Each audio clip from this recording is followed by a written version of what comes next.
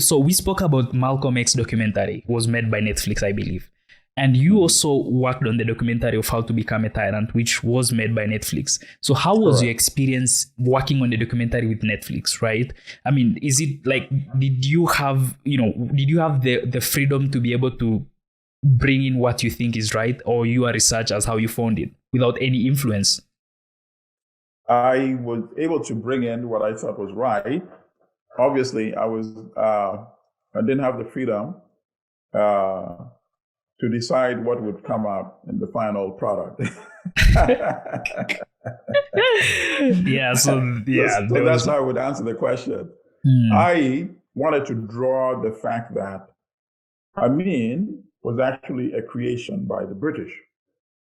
It was a creation of the British and later on Israel.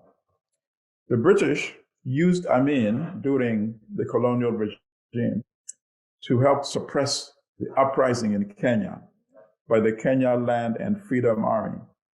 The British derogatively referred to them as Mau Mau, but they were not Mau Mau. That word does not have any translation in any of the African languages. That term was created by some British public relations specialists who knew the word sounded very menacing to the European mind. And that's how they became so-called Mau Mau. But they knew what they wanted, because the official name was Kenya Land and Freedom Army. They wanted the land back and they wanted Uhuru.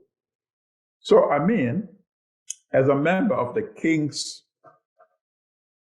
African Rifles, the colonial army, was very efficient in hunting and killing many of the fighters of the Kenya Land and Freedom Army.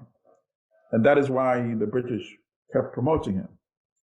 You know, they liked that he was efficient in killing his fellow sisters and brothers, you know. So at the time of independence, they left Uganda with a ticking time bomb.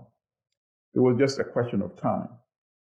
But then, of course, you know, Obote also used Amin when he had the political conflict with the Kabaka of Buganda, who was also, at the same time, the president of Uganda when Obote was the executive prime minister.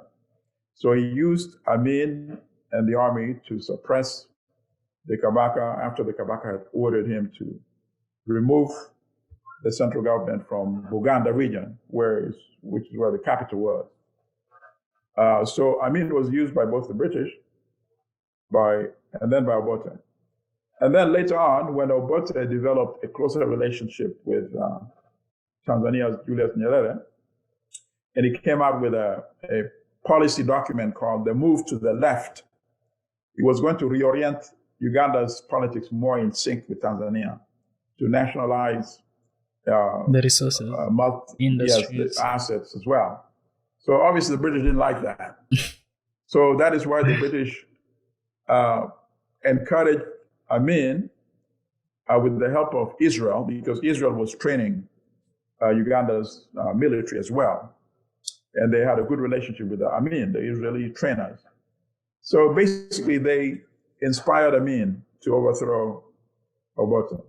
And then, of course, the rest is history with the regime of terror.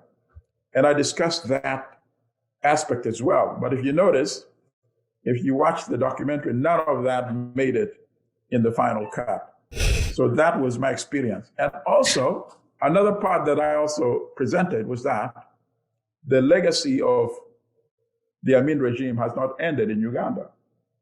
So today we have a contemporary dictator in Uganda who has learned a lot of the skills of Idi Amin, just as ruthless, but much more intellectually trained and educated. So he knows how to put on a better front. He does not abuse the people who feed him, like Idi Amin did, abusing the same countries who are supporting him initially, actually. So that also was missing in the final product that you saw. Well, for those watching this, I'm glad that they're getting this exclusive, because as myself, I watched the documentary, but these are not the things that I have seen in the documentary or would have found in the documentary, right?